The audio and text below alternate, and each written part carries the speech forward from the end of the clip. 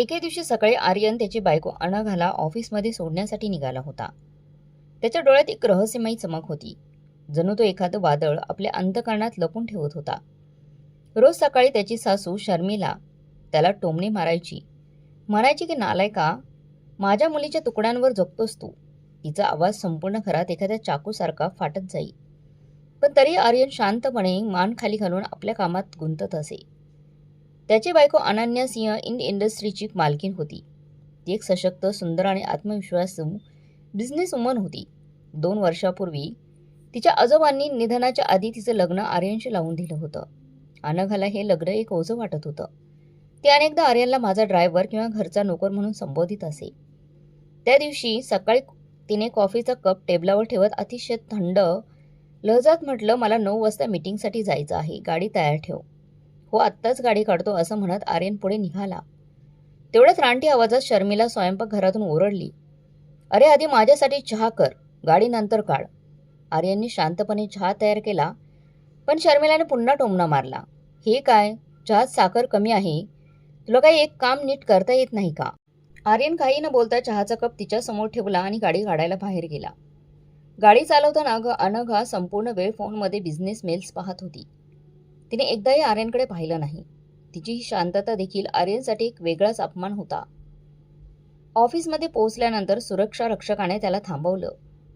अरे तू इथे काय करतोयस? ड्रायव्हर आहेस ना, बाहेरच थांब. आर्यनने अत्यंत शांतपणे उत्तर दिलं की मी अनघा मॅडमचा नवरा आहे. मला आत जायचं आहे. त्यावर गाढ हसून म्हणाला तो. तो गाढ हसला आणि म्हणाला, नवरा आणि तू? तू तर साधी चप्पल घालतोयस, ड्रायव्हर आहेस. तू बाहेरच थांब. तेवढ्यात अनघा बाहेर आली आणि गार्डला म्हणाली, हा माझा ड्रायव्हर आहे, त्याला आत येऊ देऊ नकोस. आर्यनने तिचा टिफिन हातात घेतला आणि शांतपणे बाहेर उभा राहिला. त्याचं हृदय वेदनाने भरून गेलं होतं, पण त्याच्या डोळ्यात एक ठिणगी पेटली होती. जणू तो आपल्या अपमानाचं प्रत्युत्तर द्यायचं ठरवूनच बसला होता. संध्याकाळी जेव्हा आर्यन घरी परतला तेव्हा शर्मिलाने पुन्हा टोमणे मारायला सुरुवात केली. कुठे फिरून आलास नालायका? दिवसभर काही कामधाम करत नाहीस. आर्यनने झाडू उचलला आणि मजला साफ करू लागला. तेवढ्यात अनघाची मैत्रीण मेघा घरी आली. अरे अनघा, तुझा हा ड्रायव्हर तर भारी टॅलेंटेड आहे. हा झाडू पोछा करण्यात मास्टर आहे. ती हसतच म्हणाली. अनघानेही उपहासाने उत्तर दिलं, होय, हा माझा नोकर आहे. याचं हेच काम आहे. आर्यनने डोकं खाली घालून आपलं काम सुरूच ठेवलं होतं. पण त्याच्या डोळ्यातील चिंगारी आता आणखीनच तीव्र झाली होती. त्याच रात्री आर्यनला एक फोन आला. तो हळूच बाल्कनीत गेला. हो अमर, काम झालं आहे. ठीक आहे, उद्या सकाळी सफायर हॉटेलमध्ये भेटूया. त्याच्या आवाजात एक वेगळीच ताकद होती. अनघा दरवाजाच्या मागून हे सगळं ऐकत होती. ती तिच्या मनात आणि लगेच शंकेची पाल चुकचुकली. अमर कोण आणि आर्यन काय लपवतेस? पण त्याने टाळाटाळ केली आणि तिथून निघून गेला. दुसऱ्या दिवशी सकाळी आर्यनने अनघाला सांगितलं की मला एक अत्यंत महत्त्वाच्या कामासाठी बाहेर जावं लागेल. कुठे? अनघाने भुवया उंचावून विचारलं. फक्त थोडा वेळ लागेल, लवकर परत येईल, आर्यन म्हणाला आणि निघून गेला. थोड्याच वेळात तो मुंबईच्या सर्वात आलिशान 5 स्टार हॉटेलच्या सफायरच्या गेटसमोर उभा होता. त्याचा फाटलेला शर्ट आणि घासून गेलेली चप्पल पाहून सिक्युरिटी गार्ड्सने त्याला भिकारी समजलं. अबे, इथलं पाणी पण तुझं घर विकूनही परवडणार नाही. चल निघ इथून. आर्यनने शांतपणे उत्तर दिलं, मला अमर साहेबांची भेट घ्यायची आहे. काय? अरे तुझ्यासारख्या माणसाला अमर साहेब टॉयलेट साफ करायलाही लावणार नाही. गार्ड्स हसत होते. तेवढं आर्यनची पूर्वप्रेमिका वैभवी आपल्या बॉयफ्रेंड रॉकीसह तिथे आली. अरे याला काही खायला द्या, गरीब दिसतोय, वैभवी उपहासाने म्हणाली. रॉकीनेही हसत हसत तिरस्काराने म्हटलं, हो, अगदी भिकाऱ्यासारखाच दिसतोय. आर्यनचं मन सुन्न झालं, पण तो शांत राहिला. तेवढ्यात हॉटेलमधून एक आलिशान गाड्यांचा ताफा बाहेर आला आणि त्यातून हॉटेलचा मालक अमर खाली उतरला. गार्ड्सने आर्यनला ढकलून दूर केलं, पण अमरची नजर आर्यनच्या बोटातल्या एका चमकदार अंगठीवर गेली. त्या अंगठीवर ताजचा निशाणा होता. थांबा, सोडून द्या, त्याला अमर जोरात ओरडला. तो धावतच गेला आणि आर्यनच्या पायांवर पडला. टायगर, मला माफ करा, मी तुम्हाला ओळखलंच नाही. हे दृश्य पाहून सगळे चकित झाले. वैभव आणि रॉकीच्या डोळ्यात तर प्रचंड आश्चर्य होतं. मुंबईचा सर्वात मोठा हॉटेल मालक अमर आर्यनच्या पायांवर का झुकतोय? आर्यनने शांत स्वरात म्हटलं, अमर, मला रॉकीबद्दल सगळी माहिती हवी आहे. अमरने मान डोलावली आणि हळूच म्हणाला, जसं तुम्ही म्हणाल टायगर. त्याच संध्याकाळी अनघा एका हाय प्रोफाईल बिझनेस पार्टीत होती. सेंट रिज या त्यांच्या कंपनीसाठी ती पार्टी खूप महत्त्वाची होती. मेघनाही तिथेच आली होती. आर्यनला पाहताच ती हसली आणि म्हणाली, अरे अनघा, तुझा ड्रायव्हर इथे काय करतोय? आर्यन म्हणाला की मी अनघाचा नवरा आहे. मेघना जोरजोरात हसली. तुझा नवरा? काय विनोद करतोयस? तू तर ड्रायव्हर आहेस, ड्रायव्हर सारखंच राहा. अनघाने तिरस्काराने म्हटलं, हो हो, हा माझा नोकर आहे, याला बाहेर थांबायला सांगा. आर्यन काही न बोलता शांतपणे बाहेर गेला.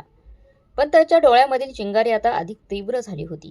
त्या पार्टीत विक्की नावाचा एक हुशार पण कपटी मुलगा अनघाचा व्हिडिओ शूट करत होता. त्याने अनघाला मध्येच ग्लास ऑफर केला, पण अनघाने तो नाकारला.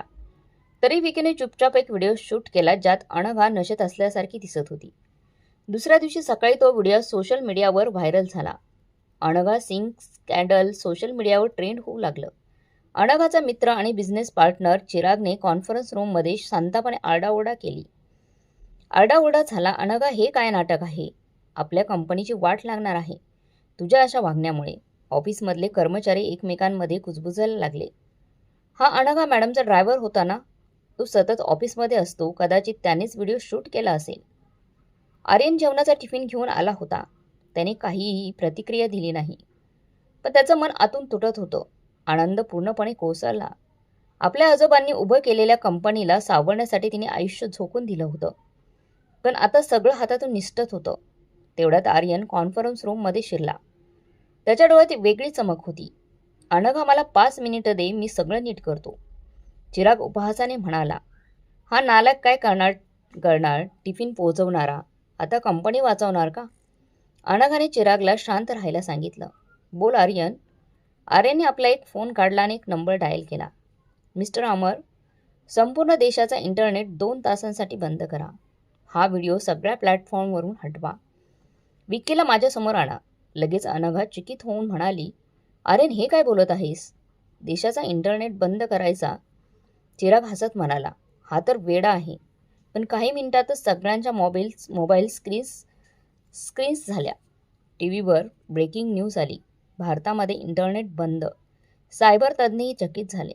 संपूर्ण सोशल मीडिया बंद झाला होता. लोक आपले मोबाईल तपासत होते, पण काहीही चालत नव्हतं. न्यूज चॅनलवर एकच गोंधळ उडाला होता. सगळं जग पाहत होतं की आर्यन खरंच कोण आहे. एक अँकर किंचाळला, हे अभूतपूर्व आहे. कुणीतरी अज्ञात शक्तीने संपूर्ण देशाचं इंटरनेट बंद केलं आहे. सायबर तज्ज्ञ म्हणाले की हे काही साधं हॅकिंग नाहीये, यामध्ये एखादा मोठा मास्टरमाइंड आहे. 2 तासांनी इंटरनेट परत सुरू झालं होतं, पण तो व्हिडिओ पूर्णपणे सगळीकडून गायब झाला होता. फेसबुक, इंस्टाग्राम, प्रत्येक प्लॅटफॉर्मवरून तो हटवण्यात आला होता. न्यूज चॅनलवर बातम्या झळकल्या की व्हायरल व्हिडिओ रहस्यमयरित्या हटवला गेला आहे. अनघाने आश्चर्याने आर्यनकडे पाहिलं. आर्यन, हे तू कसं केलंस? आर्यन हसत म्हणाला, ही तर फक्त सुरुवात आहे. तेवढ्याच सिक्युरिटी गार्ड्स विकीला आत घेऊन आले. तो थरथरत होता. माफ करा सर, मी तो व्हिडिओ रॉकीच्या सांगण्यावरून बनवला होता. अनघाने संतापाने विचारलं, रॉकी, तू कोण आहे? विकी घाबरत म्हणाला, रॉकी हा एक गुंड आहे. त्याचा बॉस आहे विसेंट, एक आंतरराष्ट्रीय माफिया आहे. तो सी इंडस्ट्रीज बरोबर काम करायचा प्लॅन करत होता. त्याला वाटलं की जर अनघाची प्रतिष्ठा कोसळली तर कंपनीचे शेअर्स पडतील आणि तो ती कंपनी स्वस्तात विकत घेईल. हे ऐकताच अनघाच्या पायाखालची जमीनच सरकली. म्हणजे हे सगळं माझ्या कंपनीविरुद्ध एक कट होता तर? आर्यनने विकीला सांगितलं की रॉकीला फोन लाव. आत्ताच लगेच फोन लाव. विकीने थरथरत्या हाताने रॉकीला फोन केला. फोन स्पीकरवर ठेवला गेला होता. रॉकीच्या घमेंडी आवाजात तो बोलला, विकी, व्हिडिओ व्हायरल झाला का? अनघाची इज्जत मातीमध्ये मिळाली आहे का? आर्यनने फोन हातात घेतला. रॉकी, मी आर्यन बोलतोय. तुझे सगळे काळे धंदे माझ्याकडे आहेत. ड्रग स्मगलिंग, मनी लॉन्ड्रिंग, सोबतची तुझी डील, हे सगळं मला माहीत आहे. अनघाची माफी माग, नाहीतर तुझं आयुष्य मी उद्ध्वस्त करील. रॉकी हसला. तू मला धमकी देतोयस? अरे नालायका, जा आपल्या सासूचे पाय दाब. आर्यनने शांतपणे थंड स्वरात परत एक वाक्य म्हटलं, माफी माग. रॉकीचं हसणं थांबलं. त्याच्या आवाजात भीती जाणवू लागली. अनघा, मला माफ कर, मी चुकीचं केलं. पण आर्यनने फोन कट केला नाही. माफीने काही होणार नाही. रॉकी, तू जे केलं आहे त्याची शिक्षा तुला मिळेलच. 24 तासातच मिळेल. 24 तासात रॉकीचं आयुष्य उद्ध्वस्त झालं. न्यूज चॅनलवर ब्रेकिंग न्यूज झळकली. मुंबईचा कुख्यात गुंड रॉकी अटकेत. ड्रग्ज आणि मनी लॉन्ड्रिंगचे आरोप. त्याचे सर्व बँक खातं फ्रीज करण्यात आलं. त्याची कंपनी रातोरात बंद करण्यात आली. पोलिसांनी त्याच्या ठिकाणावर छापे टाकून त्याला तुरुंगात डांबलं. जग पाहत होतं. नालायक नोकर ड्रायव्हर समजल्या गेलेल्या आर्यनच्या डोळ्यातील चमक चिंगारी आता आगीचा वनवा बनली होती. आर्यनने अजून एक फोन केला. मंत्रीजी यांना मला विसेंच्या सर्व कृत्यांचा ड्रेसियर हवा आहे. आणि हो, औजा कॉर्पोरेशनचं सर्व शेअर्स खरेदी करून टाका. आर्यनची ही ताकद बघून कॉन्फरन्स रूममध्ये पुन्हा एकदा शांतता पसरली. चिराग, जो नेहमी आर्यनची थट्टा करायचा, आता शांत होता. शांतपणे आर्यनकडे बघत होता. अनघाच्या डोळ्यात आश्चर्य आणि असंख्य प्रश्न होते. आर्यन, हे सगळं तू कसं केलंस? आर्यनने फक्त हसून पाहिलं, पण उत्तर दिलं नाही. त्याने पुन्हा एकदा कॉल केला. अमर, विसेंटच्या प्रत्येक हालचालींवर लक्ष ठेवा. मला त्यांच्या सगळ्या योजना पाहिजेत. दुसऱ्या दिवशी अनघा आणि आर्यन कॉन्फरन्स रूममध्ये होते. कंपनीचे कर्मचारी अजूनही कुजबुजत होते, पण आता त्यांच्या आवाजात भीती जाणवत होती. हा आर्यन नेमका कोण आहे तरी कोण? त्याने तर देशाचं इंटरनेटच बंद करून टाकलं. अनघाने आर्यनचा हात पकडला आणि विचारलं, आर्यन, हे सगळं तू इतक्या लवकर कसं केलंस?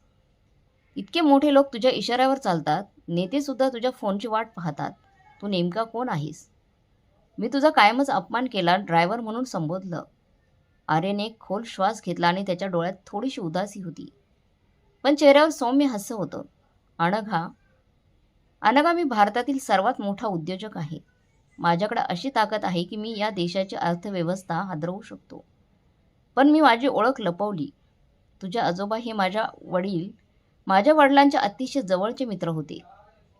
त्यांनी माझ्याकडून एक वचन घेतलं होतं की मी तुझ्याशी लग्न करीन आणि तुझं संरक्षण करीन.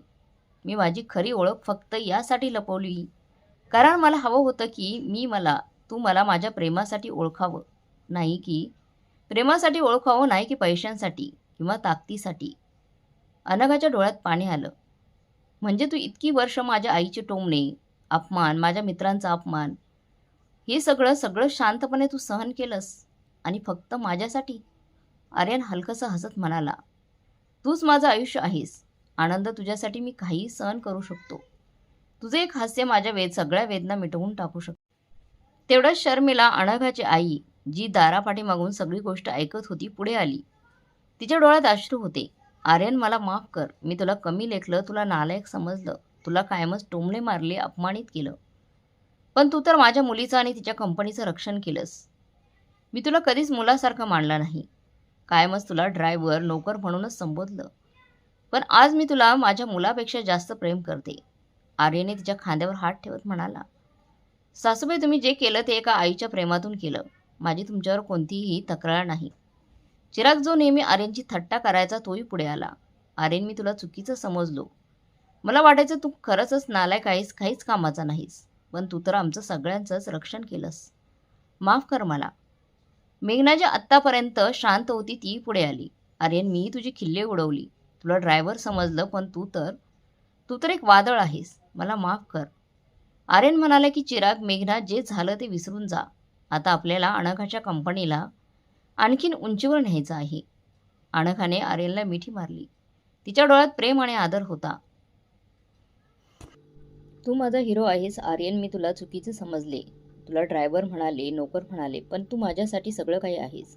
मी तुझ्यावर प्रेम करते. आर्यनच्या डोळ्यात अश्रू आले. त्याने अनघाच्या कपाळावर एक हलकंसं चुंबन दिलं आणि म्हणाला की तूच माझं विश्व आहेस. मी प्रत्येक अपमान फक्त यासाठी सहन केला कारण मी तुला गमावू इच्छित नव्हतो. मी तुझ्यावर खूप प्रेम करतो. कॉन्फरन्स रूममध्ये उपस्थित सगळेजण टाळ्या वाजवू लागले. बाहेर न्यूज चॅनलवर ब्रेकिंग न्यूज सुरू होत्या. सी इंडस्ट्रीची प्रतिष्ठा पुन्हा गगनात. आहुजा कॉर्पोरेशनचे शेअर्स गुड पद्धतीने खरेदी. त्या रात्री जेव्हा आर्यन आणि अनघा घरी परतले, अनघाने पहिल्यांदा आर्यनचा हात धरला आणि म्हणाली, मी तुला कधी समजलेच नाही, ओळखू शकले नाही. तू माझ्यासाठी तुझी ताकद, सगळं काही लपवलंस, पण आता मी तुला कधीच सोडणार नाही. आर्यनने हसून उत्तर दिलं, मी फक्त तुझा नवरा आहे. माझ्यासाठी तेच पुरेसं आहे. त्या रात्री मुंबईच्या चांदण्याने भरलेल्या आकाशाखाली आर्यन आणि अनघा एकमेकांच्या मिठीत होते. त्यांच्या प्रेमाने प्रत्येक टोमणा, प्रत्येक अपमानावर मात केली होती. आर्यनच्या लपवलेल्या सामर्थ्याने केवळ अनघाची कंपनीच नव्हे तर त्यांचं नातंही नव्या उंचीवर पोहोचलं होतं. आणि जेव्हा चंद्रप्रकाश त्यांच्या चेहऱ्यावर पडला, अनघाने आर्यनच्या डोळ्यात पाहून सांगितलं की तू माझ्यासाठी तो तारा आहेस जो कायम माझ्या अंधाराला उजाळा देतो. तर मग मित्रमैत्रिणींनो, तुम्हाला ही आजची कथा कशी वाटली कमेंट बॉक्समध्ये नक्की कळवा. आणि जाताना आमच्या व्हिडिओला एक लाईक आणि चॅनलला सबस्क्राईब जरूर करा, जेणेकरून आमचं मनोबल वाढेल आणि अशाच प्रेरणादायी कथा तुमच्यासमोर मी आणत राहील. पुन्हा भेटूया पुढच्या व्हिडिओत एका नवीन कथेसोबत. जय हिंद, जय महाराष्ट्र. धन्यवाद.